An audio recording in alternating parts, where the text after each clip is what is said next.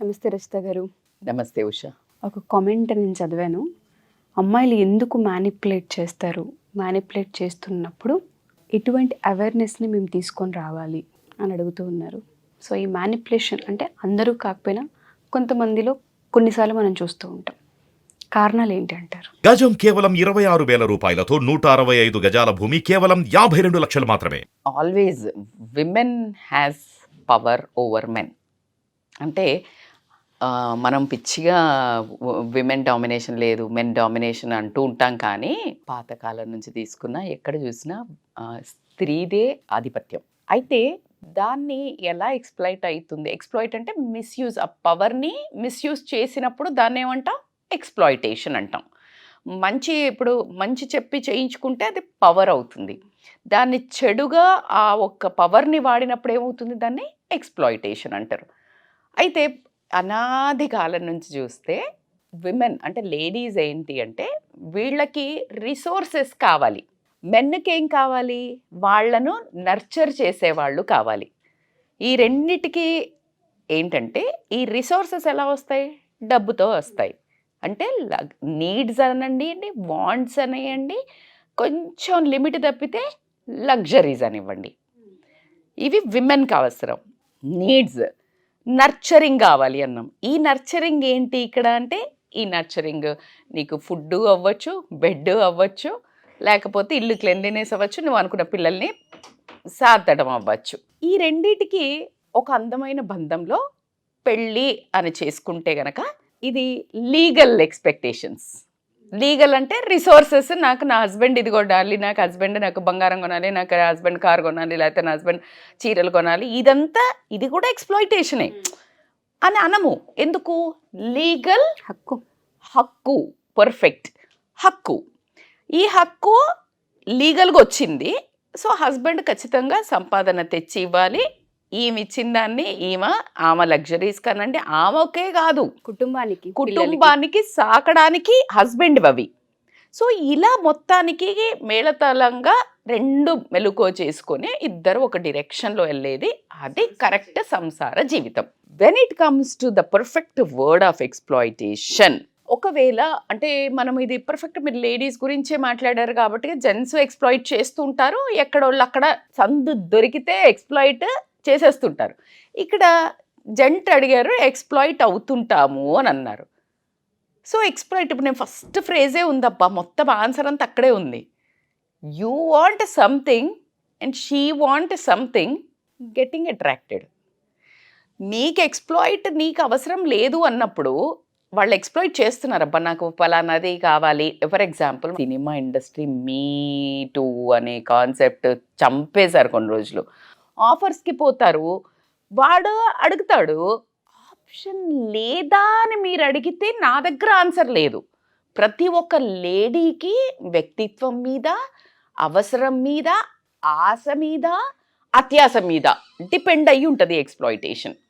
కొంతమందికి లగ్జరీస్ కోసం ఊరికే అల్లాడిచ్చేస్తారు. ఇదేంటి, చిన్న వాళ్ళు మేకప్ సామాను, డ్రెస్సులను, ఫోన్ అను, చిన్న ఏది టీనేజ్ గర్ల్స్ దగ్గర నుండి పెద్దగా వెళ్తే ఆఫీస్లో అయితే జాబ్స్ అనో, సినిమా ఇండస్ట్రీ అయితే ఆఫర్స్ అనో, లేకపోతే ఇంట్లోకి కావాల్సిన వాళ్ళ హస్బెండ్ పనికిరాని వెధవై ఉంటే పిల్లలని పెంచడానికనో, లేకపోతే ఇంకేదైనా అవ్వచ్చు. ఆ సోషల్ స్టిగ్మా, సోషల్ పియర్ ప్రెషర్ని మెయింటైన్ చేయడానికి, లేదు దాని తర్వాత ఏ ఇండస్ట్రీ తీసుకోండి, అరే బాబా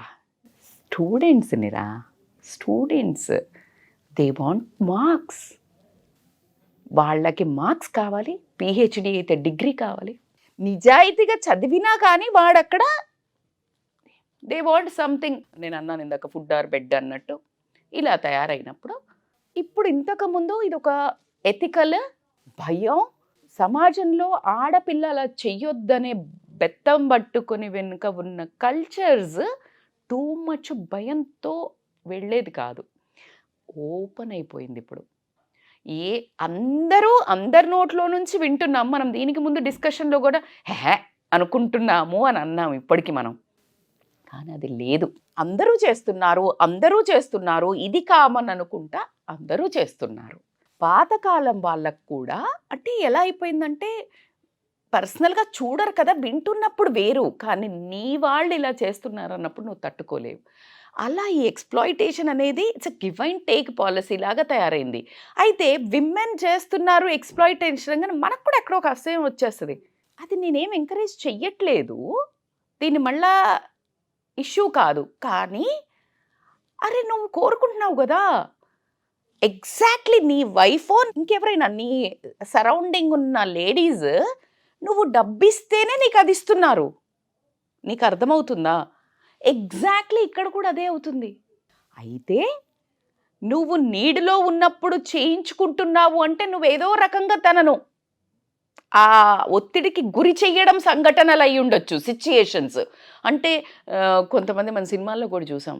ఏదో యాక్సిడెంట్ అవుతుంది, ఏదో పిల్లోడికి బాగోదు, చచ్చినట్టు పోయి సరెండర్ అవ్వాల్సి వస్తుంది, డబ్బులు తీసుకొని వస్తుంది. దీన్ని నువ్వు తప్పంటావా ఒప్పంటావా Usha? Situation demand.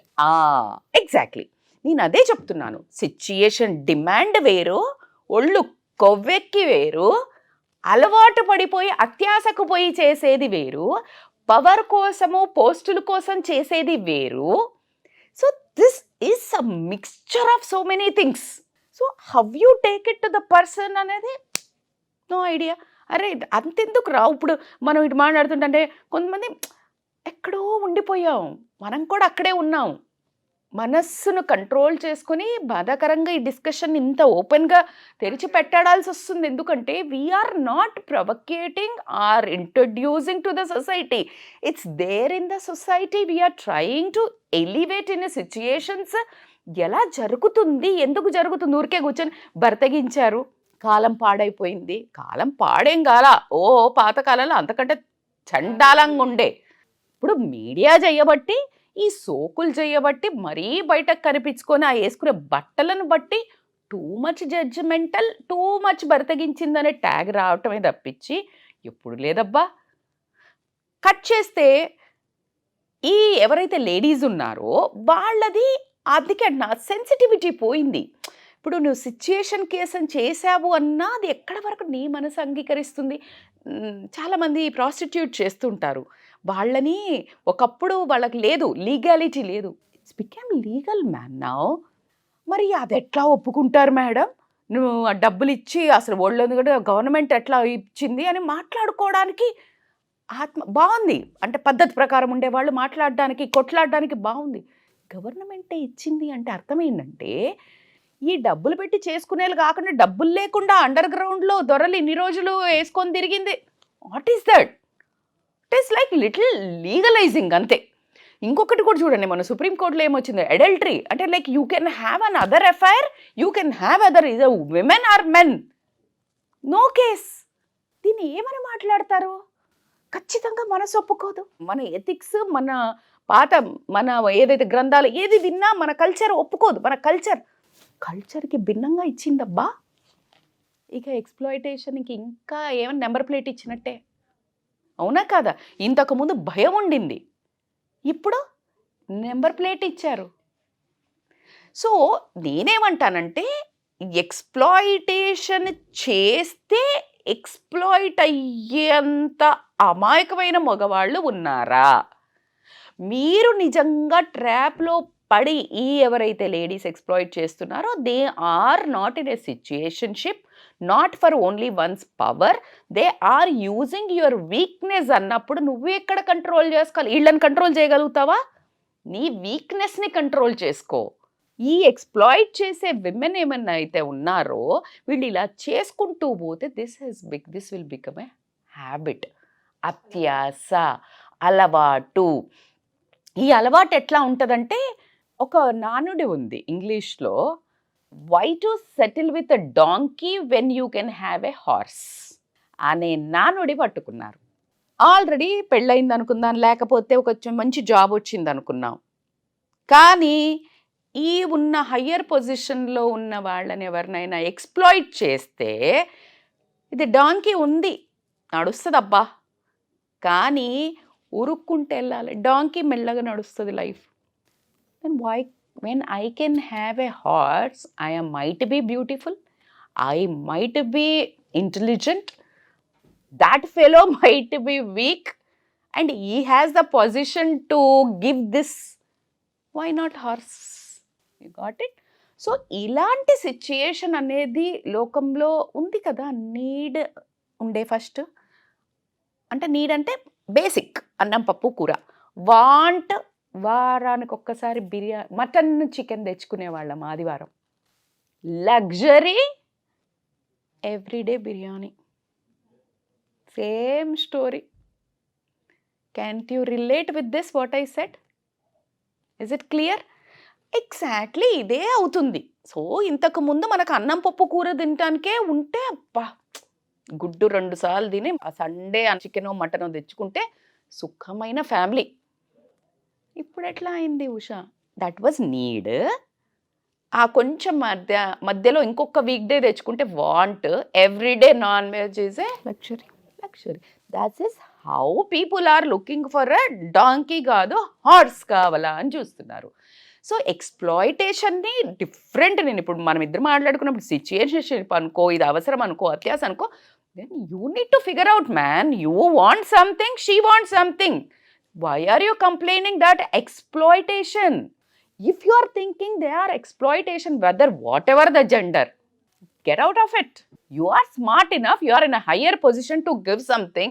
When you can't handle your own personality, which position you are in? Damn waste.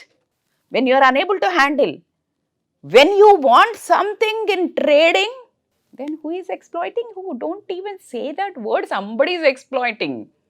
That is again a blame game. Don't you think so? And when women does, even women also will chee. Why? Men is always interesting. Men can do. When men is doing, women is a part. When women is doing, men is a part. One is active, one is passive.